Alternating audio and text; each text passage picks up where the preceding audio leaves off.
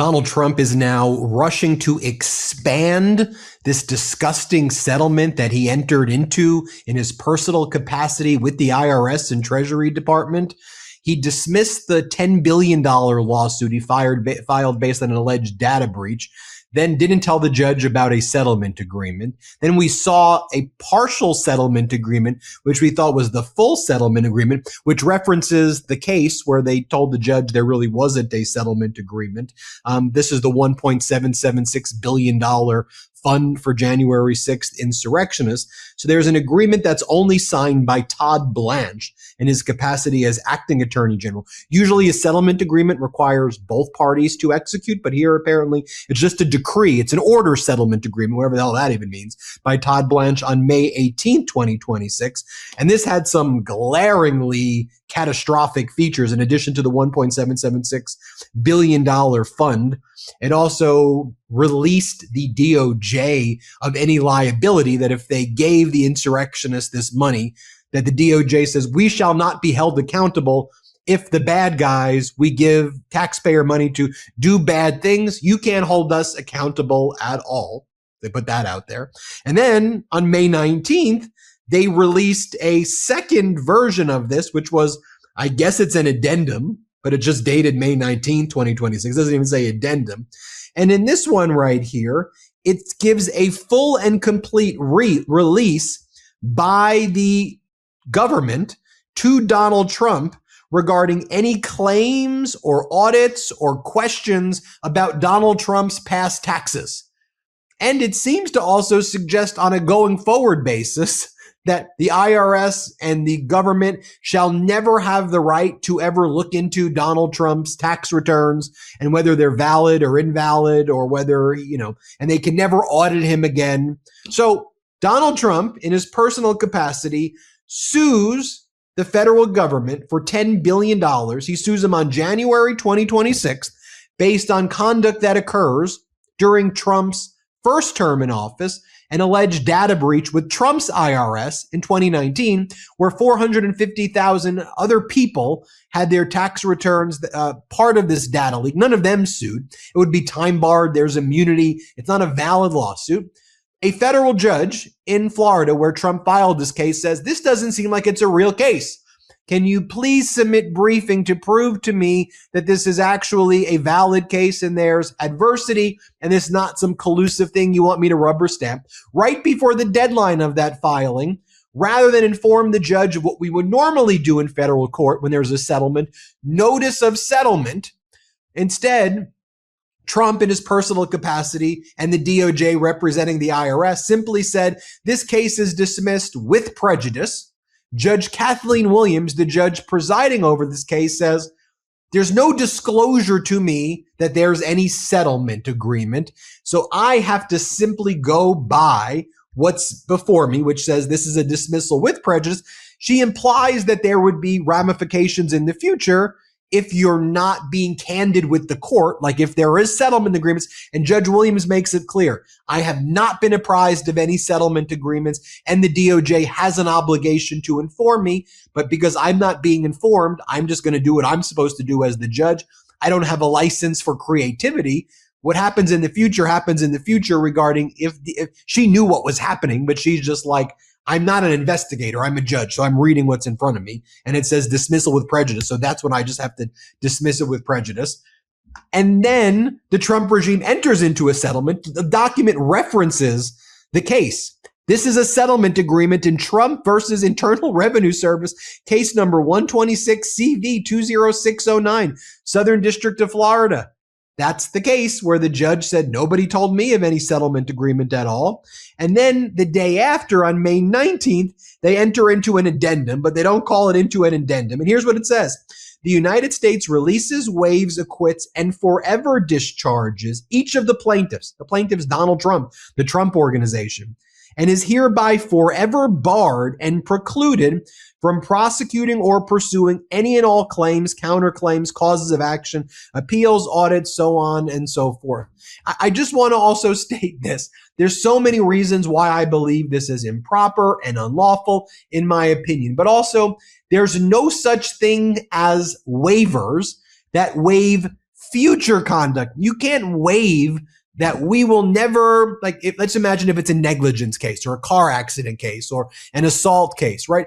You can enter into a settlement agreement and release claims in a settlement that go back in time, but you can't release claims that go forward in time and say you're forever barred from suing again. So what if the person engages in more misconduct? You can't in perpetuity create an immunity. So not only do we have the United States Supreme Court creating a doctrine of, you see what's happening here, of absolute immunity, so long as Donald Trump can claim his behavior is tethered to his Article 2 functions with our right-wing fascist Supreme Court, in my opinion.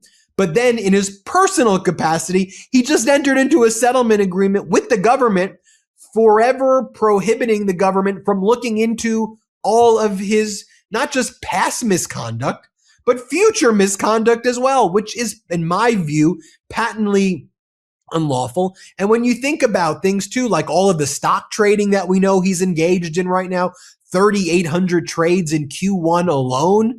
Think about what if he doesn't characterize his gains as capital gains or any type of ordinary income at all, and just says I'm forever barred, so I'm not going to pay taxes ever. One of my hypotheses behind when Trump was saying, well, the 10 billion, what I'm going to do with it is I'm going to donate it to charity.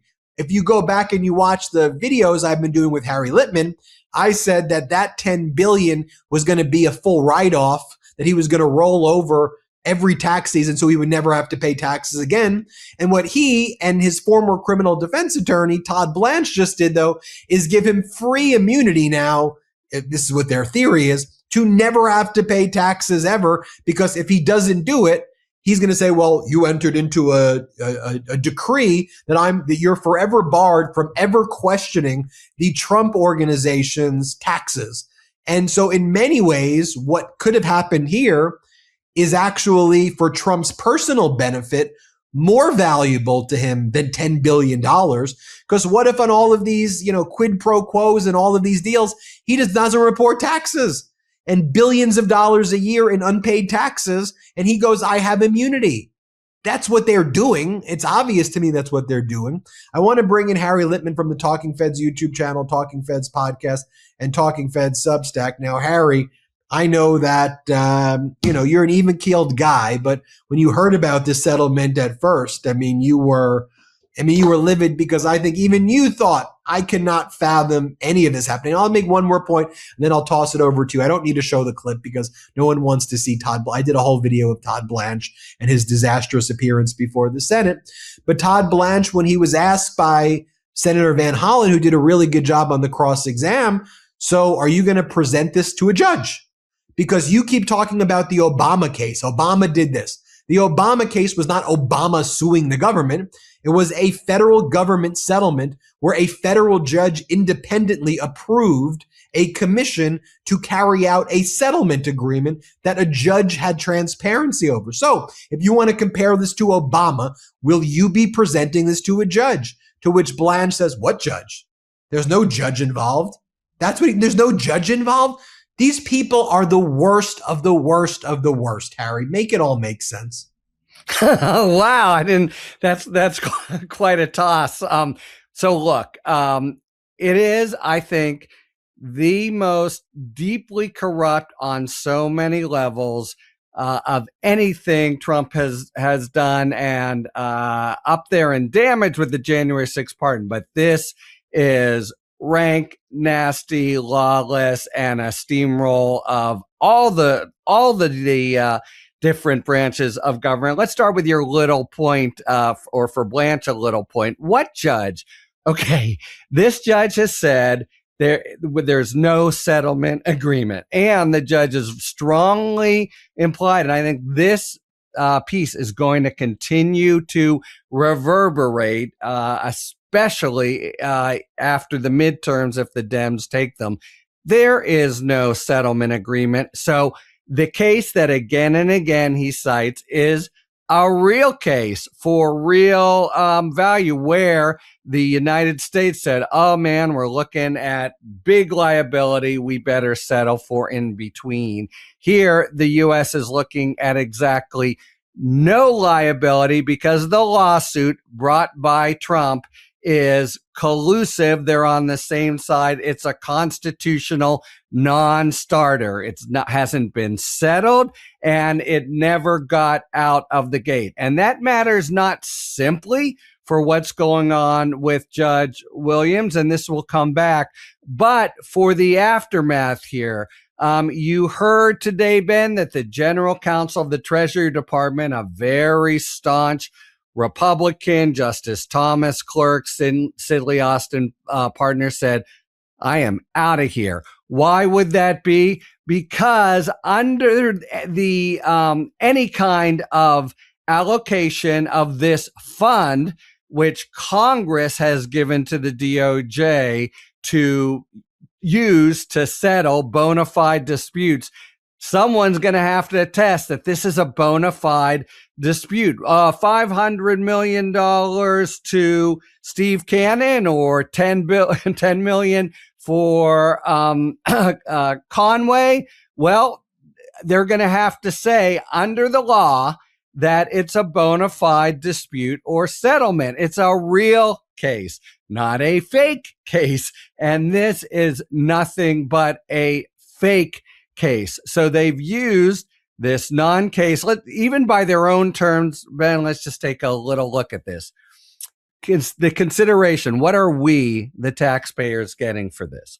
We're getting Donald Trump saying, I'll withdraw my suit, which is unconstitutional, is going nowhere, and is worth that much. What are we, the taxpayers, paying for in exchange, in theory?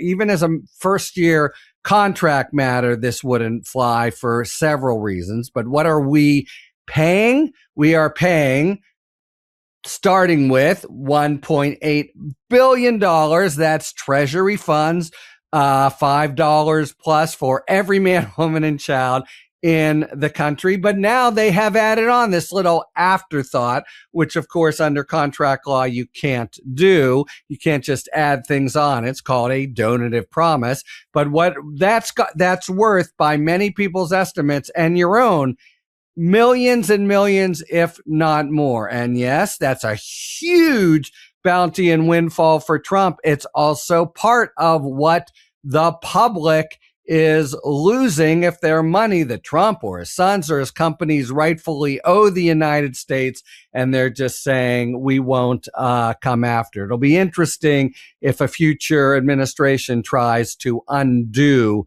that extra little bit. But even with what they are saying themselves, it's the worst deal in history, except it's worse than that, because it's not only, it's not underlain by an actual case. It's also a complete abuse of Congress. You can't just say, we're going to take this money and, let's give everybody in the White House a Rolls Royce. There's this pot of money is dispensed by Congress, who alone has the appropriations authority in this country for a specific reason. And it's in the law, the settlement of bona fide disputes. So this little point by Judge Williams infects the whole thing, is going to continue to come back again and again, because the executive branch, it's not up to Todd Blanche or Donald Trump to say this is a real dispute. It's up to a court. And the indication we have from a court is this ain't it. And that matters not just for the phony baloney swindle they're now pulling, but for all the money they tried to lay out. One more point I want to raise, and you're really right. I'm very hot and bothered about this. I see it as impeachable, not a word I use very much. But in addition, they're trying to make it confidential who gets the money and how much they get. So does Stewart Rhodes get $5 million? What about Bannon? What about people who tear gassed police officers? They want to keep it that we don't know. And they're going to say again and again, first, well, there's an agreement. And second, there's no standing to sue. We can get into that more, and we will down the line. But this is like another Epstein situation. the Dems have to hit the roof and say, you can't hide that from the American people, and put the pressure on so that on top of the travesty, there's not the actual attempt to hide what's going on. Because what is going on? An absolute windfall to some of the worst criminals in the nation's history, who committed terrible crimes, not just against the police, not just against members of Congress, but against the nation in attempting to keep the peaceful transfer of power, the total definition of a democracy, from going forward. He first commuted their sentences, then whitewashed their sentences, and now he wants to say, with no oversight, what do you say, a couple million fellows between friends? There's 18 different problems with it. But I'll say one thing that's sort of sinister with what they're doing. They think that those problems can't be challenged in court. That may or may not be so if the Dems win the election. But in any event, this should be a political scandal of the first order, starting with you and me and Fed heads and Midas Mighty, and along with Jamie Raskin, Adam Schiff, and the like, screaming to high heaven they can't get away with it. Look, everybody's focusing now on the windfall, though, of the J6 insurrectionists and these other bad actors. But don't sleep on the windfall that Donald Trump created by releasing part of the settlement agreement on the 18th. Then he dropped the other part on the 19th, because his release of his own tax liability in the past and the future, which is unlawful, could be worth billions of dollars, especially with all that stock trading that we've seen of him recently. If he doesn't report his taxable income and he's not held accountable for it because he's immune from all tax audits, that is a value for him that could be in the tens of billions of dollars. And paid for by us, Ben. It's a value for him, but directly taken out of our pockets, out of the Treasury. And it becomes clearer and clearer why a prudent guy, the General Counsel of the Treasury, resigned today. It just can't be unconnected with the role he wants so much not to have to play with, this stink pile that he's leaving the government. Everybody, make sure you subscribe to Talking Feds on YouTube, Talking Feds on Substack, and the Talking Feds podcast. After you watch this, subscribe to Talking Feds. Thanks, Harry. Hey, thanks, Ben. Love this video? Support independent media and unlock exclusive content, ad-free videos, and custom emojis by becoming a paid member of our YouTube channel today. You can also gift memberships to others. Let's keep growing together.